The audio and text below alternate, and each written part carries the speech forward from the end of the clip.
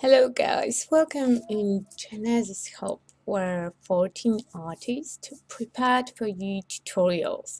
Tutorials are directed especially for the beginners. I mean everyone can use them, but they will be focusing on crafty basics on the stuff that we started with, because sometimes we're looking for this next best thing and we're forgetting about basics. They are one of the most important things with crafting.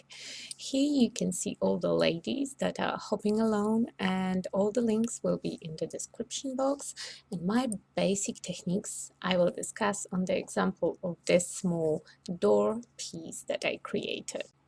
My base is MDF door from Snippard, but if you don't have it, you can use a wooden blank or canvas, or you can just prepare your own die cut from the cardboard. You can cut it with scissors or just use any other surface. And the first technique that I would like to tell you about is applying texture paste. I love texture paste. It adds amazing value and interest to your work, and you can have so much fun with it. I like creamy paste, like the one that I just used from Stamperia, or light Finnabar paste, and I apply it like you would butter your toast. You just spread it through your stencil. In this case I used a little birdie stencil. I will link as many products as I can for you down in the description box below. So I'm adding the frame to my door. I took it off for applying my paste because I like when things are framed and you can see the frame. It's visibly framed. So I preferred to leave a frame without the texture, and now we are going to my second basic favorite product. First was texture paste, and second one will be gesso. And gesso, if you are into mixed media, can be your best friend. It's acrylic primer, so it's acrylic paint with some add-ons that will give you a better grip for everything that you will put on top of it. Gesso have also a lot of other qualities that we will see later on in the video. So I used a rough brush on my door, and I just smeared my product around with the dry brush. For the really distress and random effect, and more random it will be, then better. Then with another brush, I applied gesso on top of my chipboard wall and on top of my chipboard swirls. I like to gesso my swirls inside of the protective sheet that they are coming in, because then there is a smaller risk that something will get damaged. And I primed all the elements that I was planning to use in my composition, because I really like to work on primed surface, and especially if you are a beginner and you're using mixed media products, when you gesso your surface, you will be able to wipe out any accidents. And you can see here that part of my surface is not covered with gesso, and you will see what will happen. I applied acrylic ink. You can also use acrylic paint if you like. I just like how flowy ink is, and it's quite translucent, so it helps me with blending and with adding the different mixed media effects. And I'm spreading my colors and let them mix a little bit in the middle. And right now when I'm dabbing my artwork, you can see the first result.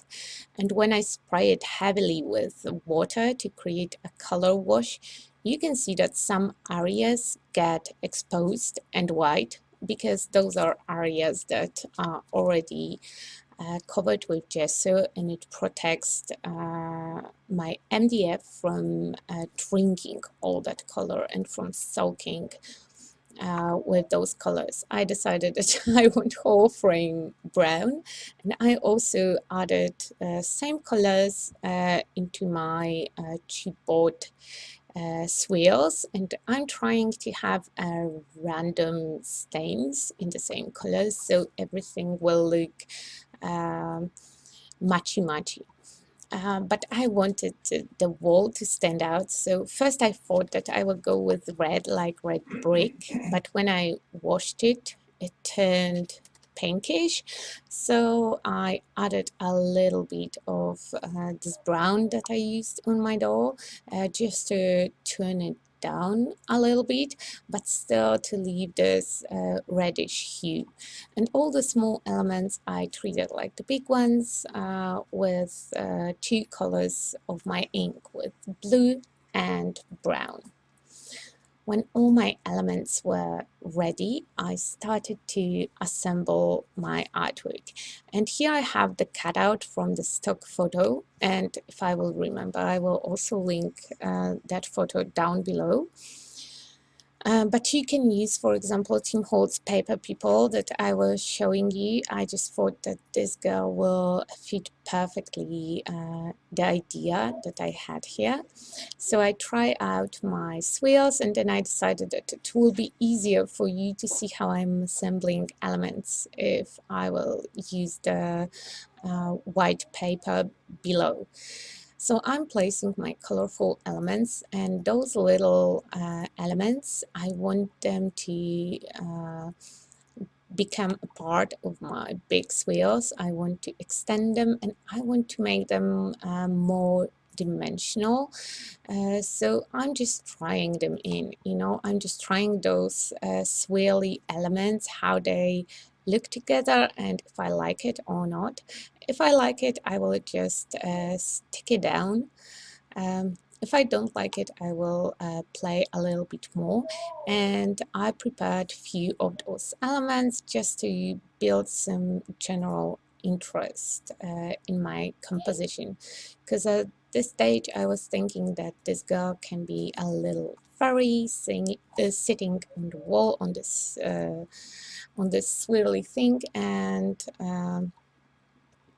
yeah, I really like the idea. And I'm really happy with this artwork. So I started to stick my elements onto my door, and as you can see, there is a lot of back and forward, and I'm trying stuff, and I'm trying them a few times before I will stick them. And even if I already stick them down, I still want to change my mind. So that's where another basic item comes handy. It's gel medium, and here I'm using a little birdie matte medium. Gel medium is really strong adhesive, but it have quite a long drying time that allows you to change your mind, to rearrange your elements, and it will dry perfectly clear. Even if you will make a huge mess, and it always happens, not only in the beginning. I mean, maybe I'm the beginner still, but it happens to me all the time that I create a huge mess on my artwork. Okay, so all my elements were on the placement that I wanted them to be, and I thought that I would add a hint of purple. I have no idea, but purple and teal, those are colors that I somehow associate with the fairies, and I thought that purple will be nice touch, and I also really like purple, and why not? It will just bring more color, more fun to my project, and we will add white gesso as one of the steps still. So I can go quite heavily with my colors because I know that dry brushing with white gesso will pull all my elements perfectly together. So here I have my little girl, and I used leftovers from the chipboards to stick underneath her to make sure that she will be stable and a little bit dimensional. And I was thinking that I need some nature elements behind her, like, I don't know, a part of the magical forest. I have no idea what I was thinking. I wanted the trees over there. So I grabbed those two chipboards. Those are actually some branches, and I will just paint them randomly brown, and they are not primed. That means that they will get really dark really fast.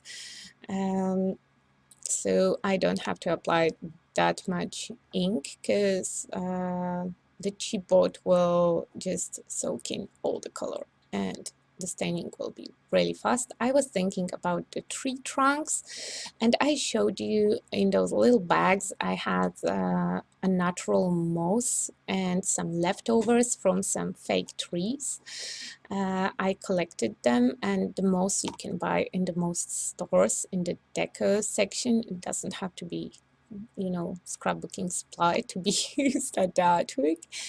And I applied a little bit of this mud gel on my dry tree trunk, and I just dipped it in those moss leftovers. Those are like little green crumbles, and because I again added my gel medium, just tap it randomly, just slap it on, they look more or less like trees. They are quite random, and I will just stick them down behind my girl, just to add some darkness behind her to help her stand out. But it's quite difficult to describe you how to make her stand out, because she have both very dark and very light areas. So around light areas I try to build up the darkness, and behind the darker areas I will try to add some lightness with gesso later on. Using that moss that I used on the trees, just in the different color, I built up some ground for my girl to sit on, and I think that it looks super cool. And I wanted some more nature elements around this brick wall, so I took two little birdie flowers. Those are actually elements from those little succulent sets. Okay, and it's time for white gesso. For dry brushing, I like to use very soft brush, like makeup brush, the one that will spread my paint really softly with the soft cloud of color. I don't know how to describe it more precisely. I'm not using any pressure. I'm basically just tackling my artwork with the tip of my brush to not add too much product. It's more about the spread of this cloud of whiteness. You can use also the rough brush for dry brushing. And example for that we have at the very beginning of my video. The effect that I achieved then was way more different than this one. This one just brings the softness and cuddles everything together and make everything more cohesive part of your artwork. So when I was happy with my dry brushing, I decided to go back with the flowers, and as I said, I used those two flowers from Little Birdie succulent sets, and I used tiny itsy bitsy purple flowers here and there just for this floral look under my girl. And I thought that if she's a fairy, she will need some wings. I used here Tim Holtz translucent wings, and I painted them on the back with blue metallic marker and white paint, and then stick them to the back of my girl, and voila, here she becomes a fairy. Okay, and basically that will be it for that video. I hope that you liked it, and I hope that you find it inspiring and interesting. I really love those basic products that I'm featuring you today. I'm using gel medium in all my projects, and usually also gesso and texture paste, and in my opinion those are very basic and very important products in your craft room. Okay, I hope you enjoyed it.